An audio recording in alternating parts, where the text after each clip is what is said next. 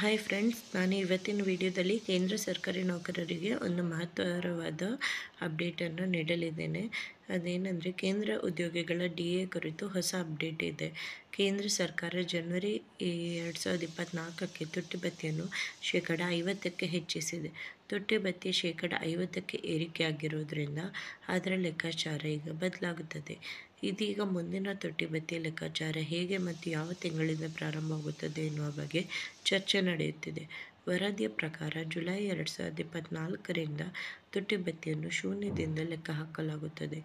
ಆದರೆ ಅದರ ಅಂಕಿಅಂಶವನ್ನು ಜನವರಿ ಮತ್ತು ಜೂನ್ ನಡುವಿನ AICPI ಸೂಚ್ಯಂಕದ ಆಧಾರದ ಮೇಲೆ ನಿರ್ಧರಿಸಲಾಗುತ್ತದೆ.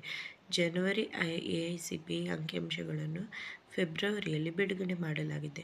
ಅದರ ಪ್ರಕಾರ ತುಟ್ಟಿ ಭತ್ಯೆಯಲ್ಲಿ ಈಗಾಗಲೇ 1% ಏರಿಕೆಯಾಗಿದೆ.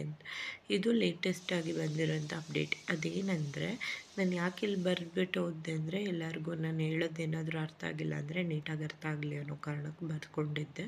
ಸೊ ಈಗ ಇದನ್ನು ಎಕ್ಸ್ಪ್ಲೇನ್ ಮಾಡ್ತೀನಿ. ಏನಾಗಿದೆ ಅಂದರೆ, ಜನವರಿಯಿಂದ ತುಟ್ಟಿ ಭತ್ಯೆ 50% ಆಗಿರೋದ್ರಿಂದ ಅದನ್ನು ಅವರು ಕನ್ವರ್ಟ್ ಮಾಡಿ ಮೂಲ ವೇತನ ಅಂದರೆ ಬೇಸಿಕ್ ಪೇಗೆ ಆ್ಯಡ್ ಮಾಡಿರ್ತಾರೆ. ಹಾಗಾಗಿ ನೀವು ಏನು ಉಳಿದಿರೋ ಇನ್ನು ತುಟ್ಟಿ ಭತ್ಯೆ ಲೆಕ್ಕಾಚಾರ ಇರುತ್ತೋ ಅದು 0ಇಂದ ಸ್ಟಾರ್ಟ್ ಆಗುತ್ತೆ.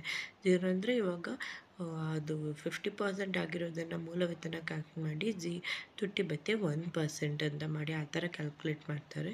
ಸೊ ಇನ್ಫಾರ್ಮೇಷನ್ ಹೆಲ್ಪ್ಫುಲ್ ಆಗಿದೆ ಅಂತ ಭಾವಿಸ್ತೀನಿ. ಧನ್ಯವಾದಗಳು.